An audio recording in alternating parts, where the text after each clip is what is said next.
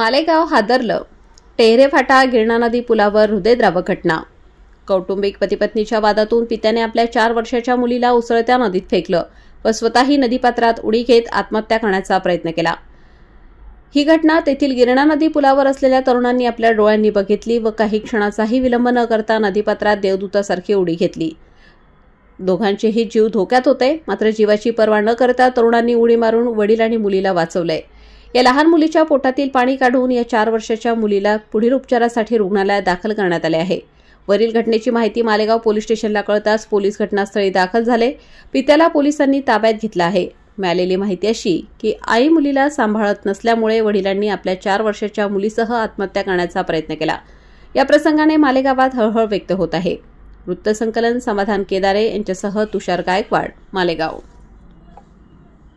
आम्ही मित्रांनी ती मुलीला त्यांनी आतमध्ये नदीत फेकून दिलं तर आम्ही पाहिली. आम्ही पळत पळत गेलो, ती मुलीला वाचवलं आणि ती वाचवताना बाकी सगळे मित्रांनी आम्हाला सहकार्य केलं. पाणी भरपूर खोल आहे, तुम्ही बघू शकता पाणी किती खोल आहे. बरं, किती वर्षाची होती ती? 4 वर्षाची होती. तुम्ही इथं कशासाठी आले? आम्ही इथं गणेश कुंड बघायला जात होतो, तेवढ्यात माहिती पडलं, मग आम्ही उड्या मारल्या. श्याम अंकुश सोनवणे. आता अवस्था काय? आता बरी आहे बा, तिचं पाणी पुणे काढलं आम्ही तोंडातून. मग आता तिला दवाखान्यात घेऊन गेलेले. ती कुठे राहते ते काही माहिती नाही आम्हाला. किती जणांनी वाचवलं? आम्ही एवढे 4-5 जण. हा भाऊ होता आणि मी होतो.